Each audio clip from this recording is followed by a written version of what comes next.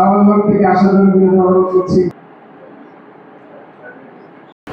হতাশ হওয়ার কিছু নাই, মনে করার কিছু নাই। আমার লেবাসটা মনে হয় পাল্টাই নেই, পরিচয়টা একটু আত্মগোপন করলে রিজিকটা মনে হয় বেড়ে যাবে। যা করি সব তো রিজিকের জন্যই। একটা বাড়ি, সেটাও রিজিক। একটা গাড়ি করতে চাই, এটাও রিজিক। একটা ভালো ফ্ল্যাটে থাকতে চাই, চাকরি করতে চাই, this is all kinds of রিজিক। যার ভিতরে কোরআনের শিক্ষাটা নাই, সেটা হচ্ছে পূজার একটা হৃদয়ের মতো, তার আসলে কিছুই নাই ভিতরে। সে দুনিয়া থেকে বিদায় নেওয়ার পরে তার সঙ্গী সাথী হিসেবে আর কেউ যাচ্ছে না তার সাথে। অথচ কোরআন যারা আমরা পড়ছি তাদের হাফেজে কোরআন ছিল, একজন টিকে আছে, 4 জন কে হারাই গেছে। একটা ছেলে টিকে আছে, সে শিবির করছে, আল্লাহর অনুগ্রহ মেরে গেছে। খালি ঘরে ওর পেছনে গেছে, সাহাবীরা এসে নালিশ করে দিছে।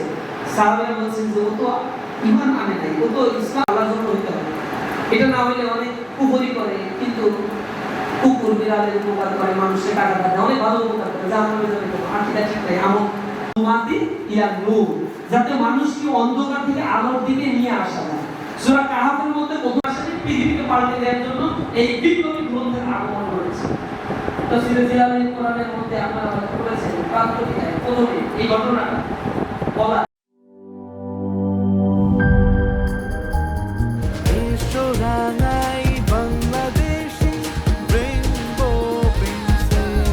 রেইনবো পেইন্টস, ছড়াও জীবনের রং।